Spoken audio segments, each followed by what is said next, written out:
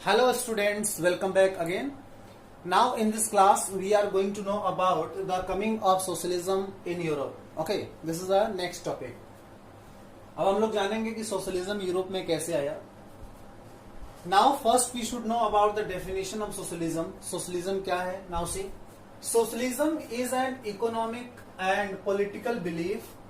According to this, property should not owned by private individual but by the society.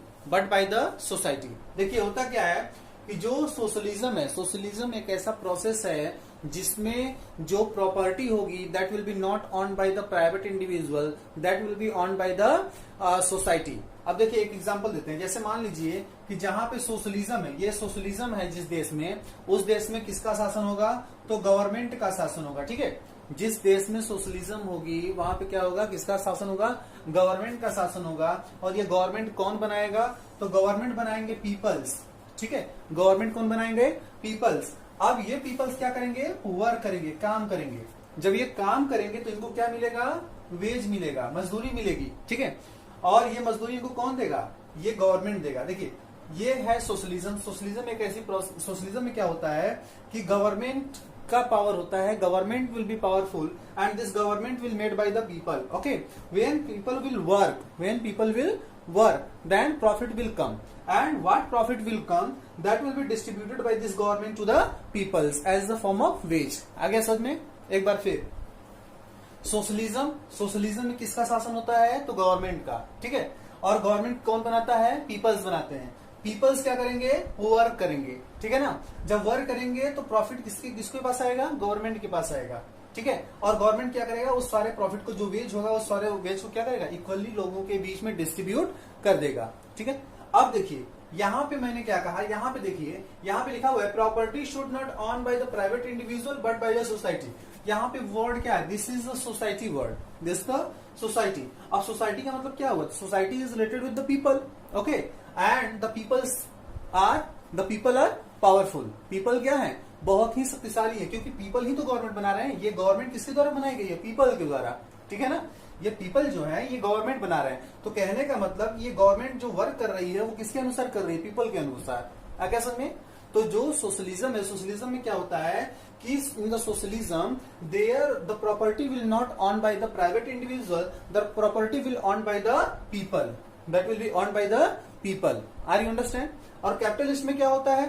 तो capitalist के बारे में बता देते हैं. देखिए मान लीजिए कि ये कैपिटलिस्ट है. ठीक है, ये कैपिटलिस्ट है.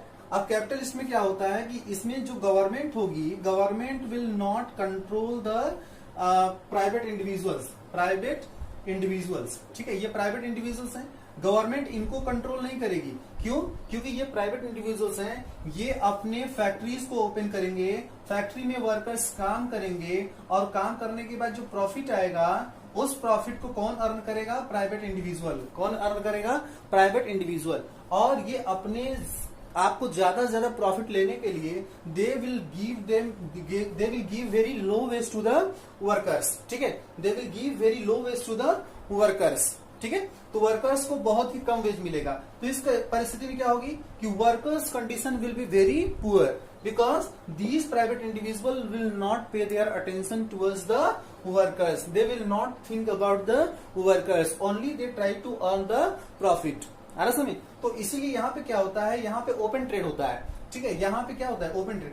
जो प्राइवेट इंडिविजुअल्स हैं, यानी कि जो हम लोग बात कर रहे हैं कैपिटलिस्ट की, तो कैपिटलिस्ट में क्या होता है कि कैपिटलिस्ट में जो प्राइवेट इंडिविजुअल होता है ना, उसके पास पूर्ण रूप से खुली छूट होती है कि वो व्यापार कर सके, और उनको गवर्नमेंट नहीं रोक सकती. मतलब गवर्नमेंट इन प्राइवेट इंडिविजुअल्स जो है उनसे अपने आप को अलग रखती है. आगे समझ में? तो जहां पे कैपिटलिस्ट होगा वहां पे वर्कर्स की कंडीशन क्या होगी? बहुत खराब होगी. और सब अच्छा कंडीशन किसका होगा? प्राइवेट इंडिविजुअल्स का. लेकिन जहां पे सोशलिज्म होगी, in the socialism the workers condition will be good, the workers condition will be good, and they will not exploited by any peoples in any way. Okay okay, now see next. By the mid 19th century in Europe, socialism was well known body of ideas. देखिए by the mid 19th century, as the mid 19th century came, after that what happened, people started to talk about the socialism. Numbers of the people started to talk about the peoples, because you know that in the society many members were belonging to the working group, okay, and so that this socialism became very famous, and those who were following socialism, they were called socialists, okay. Socialists were against private property. देखिए, socialist were against private property.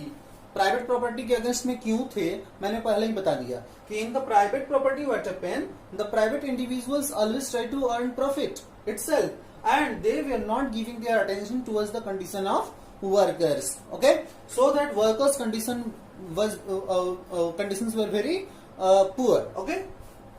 Now see, then why socialists against the private property? Now try to understand. Individuals on property but gave employment and gave employment. Now see, individuals on property and gave employment, okay, but concerned with personal gain. I have told you that private individuals did not pay their attention towards the peoples, okay, towards the peoples who are working. Only they are paying their attention towards the personal gain. They want to earn their profit only, okay. They did not pay their attention towards the condition of workers, okay. And but what happened, actually उस समय जो individuals थे, हालांकि वो तो property owner थे, उनके पास property था, वो एम्प्लॉयमेंट भी देते थे, they were giving employment, but only try to gain personal income, personal profit, okay. They did not think about the welfare of workers. Yes, I have told you during the what you can say private ownership, the workers condition was very poor because they did not think about the welfare of the workers, okay. At the time, workers were doing work near about 16 to 18 hours per day, but they were given very low wage, very minimum wage, and even they were also facing problem like sanitation, like food problem, and etc. Okay, so that their condition was very poor. Now see, they thought that socialist thought that if whole society rather than individual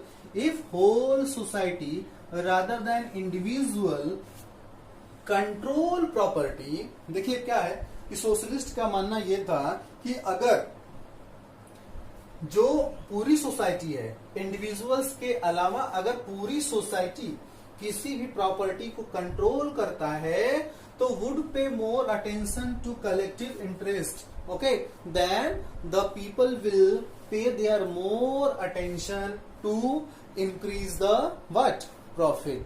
Are you understand? And in this way they will able to gain their personal profit, and they will also give the profit to them those had set up the factories, okay. So in this way we have understand about the socialist ideas, okay. Now okay, socialist vision ना. चलिए next topic हम लोग जानते हैं कि socialist का vision क्या था. सोशलिस्ट कौन थे, मैंने इसके बारे में बताया कि सोशलिस्ट कौन थे. Those they are following socialism.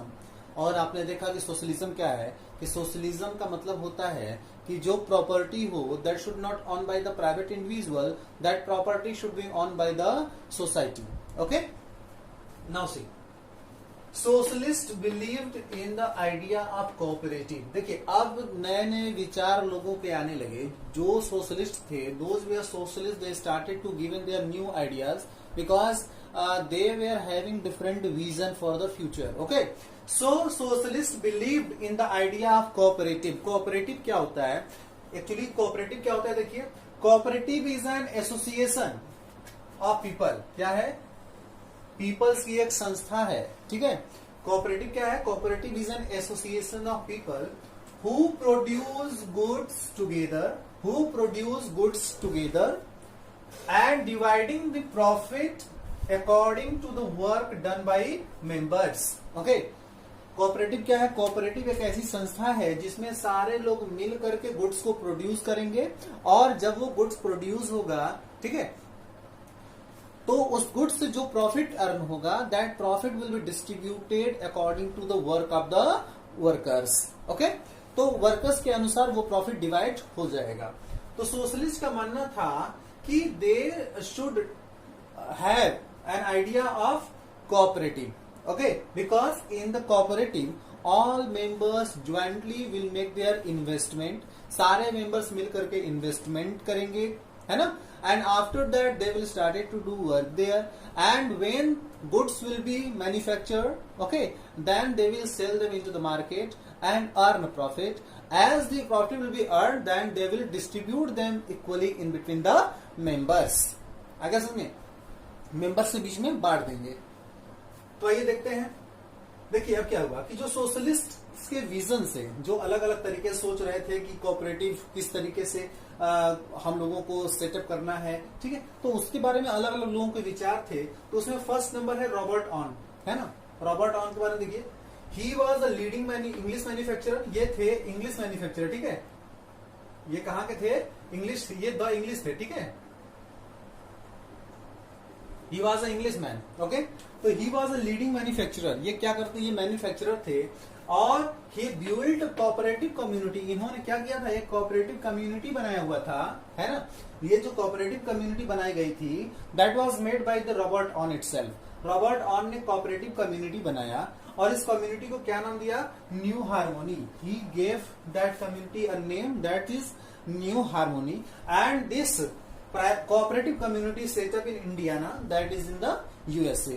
In USA, in Indiana, Robert On set up a new cooperative community. That community called New Harmony.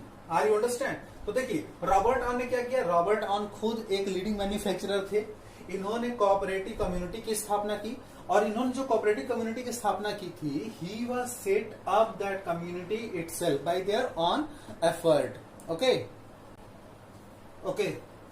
Now see, next number is, some socialists believed that cooperative could not built by individual. देखिए कुछ ऐसे socialist थे जिनका मानना यह था कि cooperative can not build itself by individual people. Cooperative कभी भी इंडिविजुअल पीपल्स के द्वारा नहीं बनाया जा सकता। तो इसलिए उन्होंने क्या किया कि they demanded that government should encourage cooperative. अब इनका मानना यह था कि कोऑपरेटिव्स को बिल्ड करने के लिए गवर्नमेंट को इनकरेज करना चाहिए, गवर्नमेंट को इनकरेज करना चाहिए, ठीक है।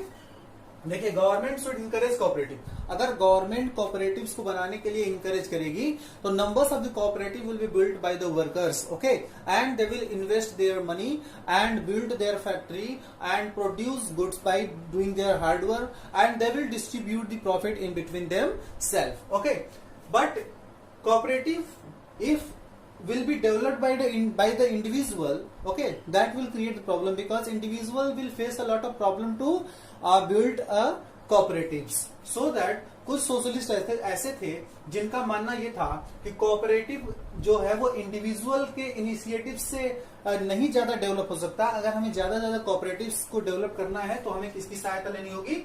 गवर्नमेंट की सहायता लेनी होगी। Government should encourage the cooperatives, ठीक है। अब ऐसा विचार रखने वाले कौन थे? लुइस ब्लैंस, ठीक। लुइस ब्लैंस का मानना था कि कोऑपरेटिव जो है वो इंडिविजुअल एफर्ट से नहीं, बल्कि अगर गवर्नमेंट इनकरेज करे तो सेटअप हो सकता है या डेवलप हो सकता है। अब देखिए लुइस ब्लैंस क्या कह रहे हैं? लुइस ब्लैंस कह रहे हैं कि कोऑपरेटिव जो सिस्टम है, ठीक है, इसको बिल्ड करने के लिए कौन इनकरेज करेगा? गवर्नमेंट इनकरेज करेगा। और गवर्नमेंट क्या करेगा? Government will encourage to set up numbers of the cooperative, and government will also explain to replace the capitalist enterprises. जो कैपिटलिस्ट एंटरप्राइजेस है इसको रिप्लेस कर करके कोऑपरेटिव्स को सेटअप करने के लिए कौन इनकरेज करेगा? गवर्नमेंट। किसका मानना था? लुइस ब्लैंस का। Louis Blanc explained that the cooperative could be developed because of the encouragement of the government, means if government will giving a lot of initiative, sorry, if government will take a lot of initiative, then the cooperatives will be developed. Okay, and government should also motivate the peoples to replace the capitalist enterprises. Government को चाहिए कि वो capitalist enterprises को replace कर दे. तो यहाँ पे government की बात क्यों आ रही है? जैसा हम लोगों ने पहले ही देखा कि जो सोशलिज्म है, सोशलिज्म में जो भी फैक्ट्री सेटअप होंगे वो अंडर द गवर्नमेंट सेटअप होंगे, ठीक है, और उसमें सारे लोग मिलकर काम करते हैं. ठीक, जो प्रॉफिट आता है वो गवर्नमेंट के पास जाएगा और गवर्नमेंट सारे मजदूरों को इक्वली डिस्ट्रीब्यूट कर देगा. तो कहने का मतलब यहाँ गवर्नमेंट का मतलब है पीपल से related, because this government will made by the sorry this government will make bye the people. Okay, so in this way we have understand for setting up cooperatives. Okay, two ideas has been given by the socialist. Now next is Karl Marx. आइए हम लोग Karl Marx के बारे में जानते हैं. Actually Karl Marx given their different view, इन्होंने अपना अलग मत दिया.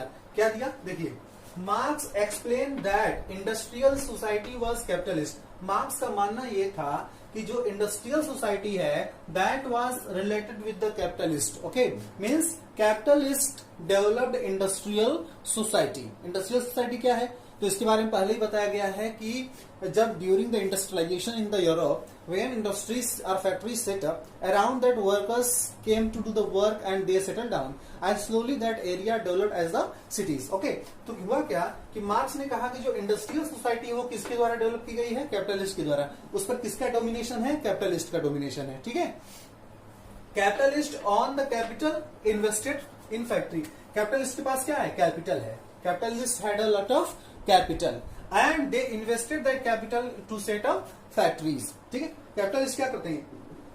मार्क्स कह रहे हैं कि कैपिटलिस्ट के पास कैपिटल है, वो उस कैपिटल को इन्वेस्ट करते हैं फैक्ट्री को सेटअप करने में.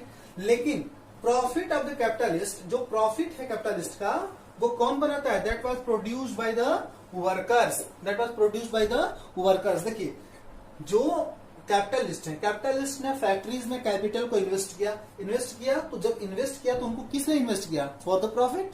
Capitalist invested their money for the profit, and but who made the profit? Actually the profit was made by the workers. The profit was produced by the workers.